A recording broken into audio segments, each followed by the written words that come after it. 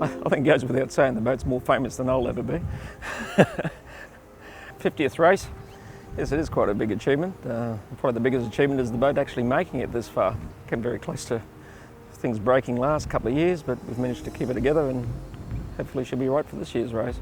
When Wistari was built, Gladstone was probably very much at the bottom ebb of its economy. The meatworks had just closed down, QL didn't come into being. This town was, almost ceased to exist. And I guess they gave Dad the time away from business to start building a boat. So it truly was a Gladstone boat. Ever since the Brisbane Gladstone race was conceived, he always had an active interest in it. In many ways, he really was the driving force behind the clubhouse being built to be this end of the race. So the clubhouse really happened because of the Brisbane Gladstone race. And then he participated in the race on other people's boat. There was a boat based in Gladstone, owned from somebody down south called Joybird. I sailed that a couple of times and won one year, so he really got him a taste. Ivan Senior certainly was an extremely competitive racer. I was just perhaps smaller than Ivan Junior, but he was very, very competitive. And back in the day, I think he and Wistari had some very intense one-on-one races, actually physically on the water. I got very spoiled in the first 5 races I did in Wistari because it was pretty much ideal conditions for Wistari and did extremely well. And two of them we almost won the race.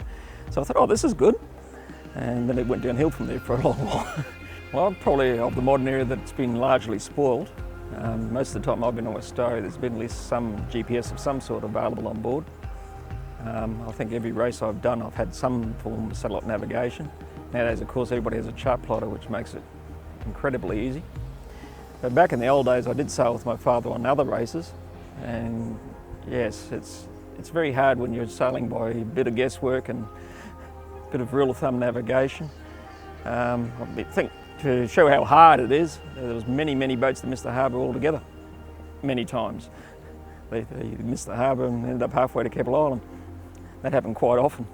All councils have been quite supportive of the race, but I've got to give Matt his due. He's really put that extra effort in the last couple of years. He's really trying to bring the race back into the centre focus of the town.